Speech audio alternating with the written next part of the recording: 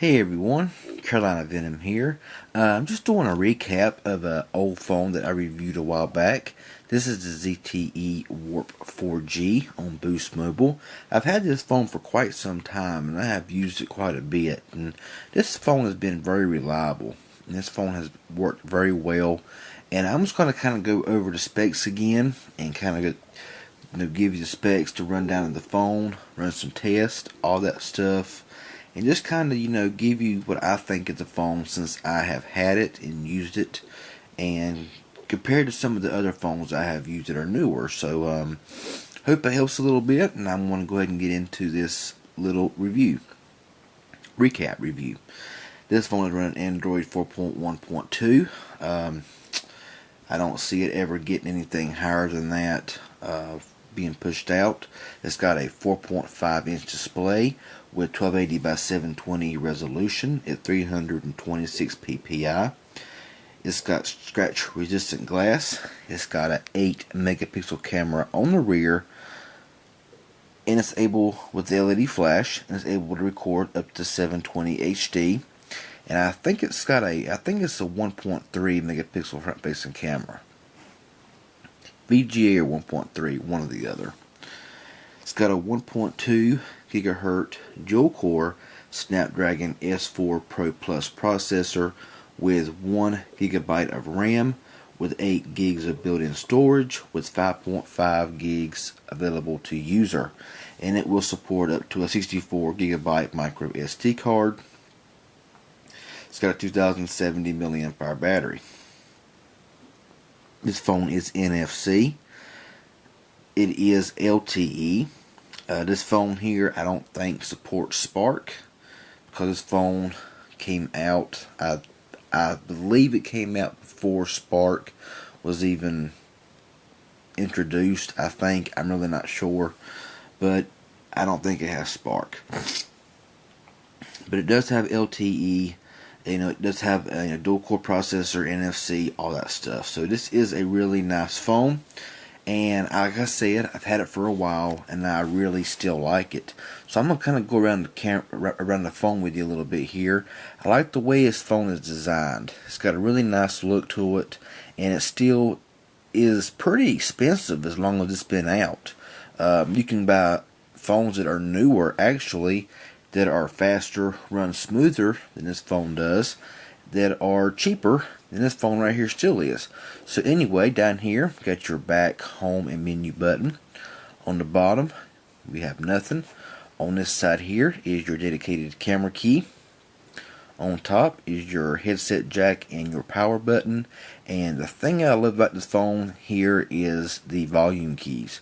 I love the volume up, volume down, and how separated they are and how big they are. I really like that about this phone. And here is your micro USB charging port. Your rear speaker back here, and of course your camera and flash here. Remove the back cover,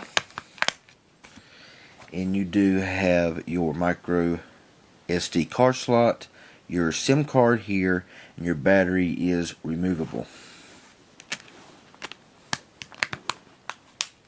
This phone seems to be built pretty well. I like the way this phone is made.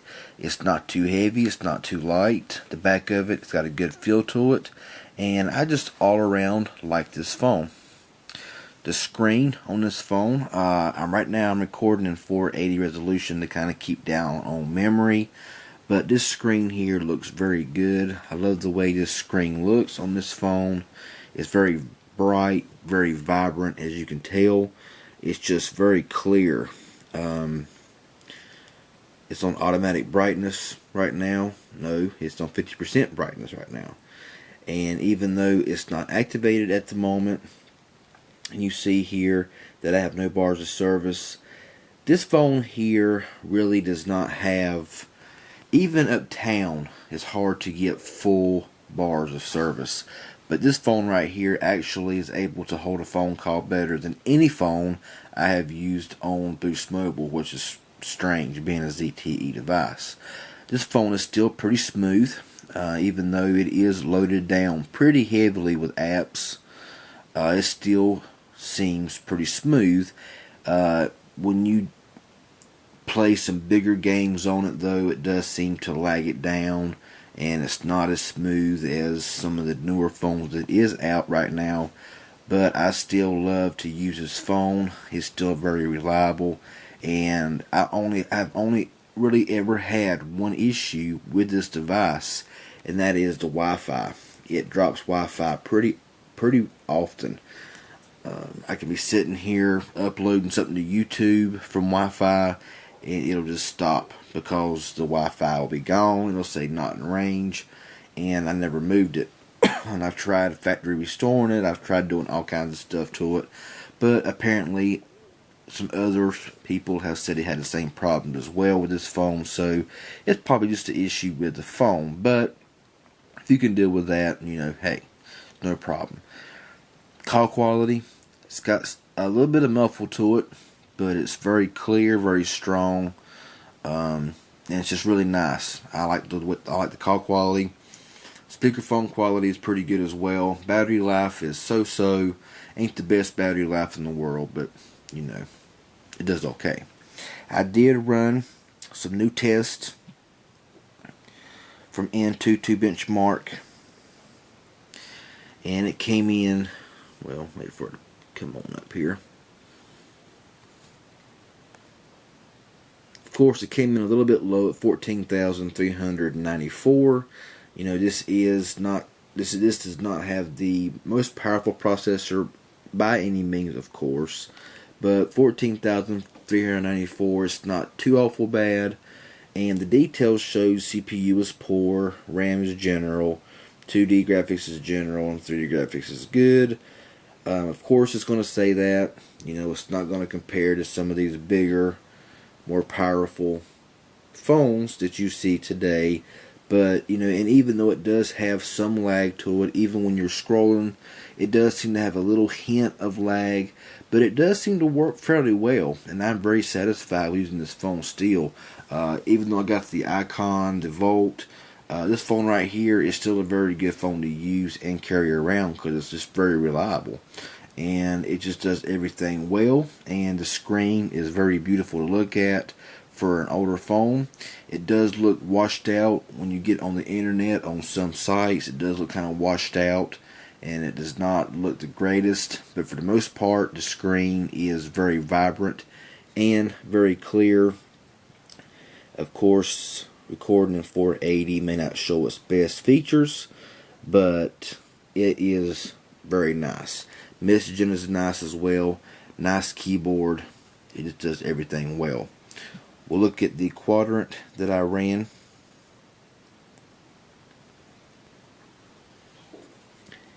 And it came in right at 4,900 almost. So, not too awful bad. Of course, if you look down here, the CPU is 8394, not very good. It's pretty low compared to when I just reviewed the HTC Desire 501 or 510, when it came in at 32,000, I think it was, on CPU. So a big difference, but this phone does still run really well, and I like it. Even though it is a little slow at times, it's still a really nice phone. Camera works well. Camcorder is so quality, not the greatest in the world. This phone right here, actually right now, still runs anywhere from around $100 to like $150 still. And you can buy the LG Volt for $79 to $99 depending on where you buy it. The icon is the same way. Even the HTC Desire 510 is $100 off contract with Boost Mobile. So you've got these newer phones that have more power to them, and it's more up to date, that are actually cheaper than the ZTE Warp 4G, but the ZTE Warp 4G works very well. And other than having a little bit of lagginess to it, it's got plenty of memory. You can add a lot of memory to it, and it does seem to, work very well. And I've never had any issue with this phone other than the occasional restart by itself. It has done that once or twice, but I've had it for over a year, and It's just like you can see here, it's even loaded down with apps, and it just seems to, work very smoothly. Personally, I like most ZTE phones. I have used some that's not any count, but this phone right here has been a good one, along with the ZTE All. To me, the All and the Warp has been two really good ZTE phones that I have used, and even though it does not have the best benchmark scores, it does seem to, work very well. As far as speed test goes, I seem to be able to pull higher upload speeds than any phone that I have. I can pull between 7 and 9 megabits upload with the ZTE Warp 4G, but the download speeds on the Volt or the Icon, I can get between 18, 24 megabits download, while this phone here 10 to 15 megabits download. So there is a little bit of difference and everything. But this phone, like I say, this phone works very well, and it's still a good phone to buy. But I think for the price, of course, it's not going to be the most popular phone anymore because of the lower processor, and the fact that it just does not have the most up-to-date specs like Android 4.4. It's just Android 4.1.2 and everything. But the 720 screen, the 8 megapixel camera and everything, it's just a really nice phone, very well built. And I thought I would kind of do a recap review of the ZTE Warp 4G. So anyway, I hope this helps a little bit. I hope you enjoyed this little review of an older phone from Boost Mobile. Got any questions or comments about it, please feel free to ask me. Subscribe to my channel. I sure would appreciate it. Y'all have a good one, and we'll talk to y'all later.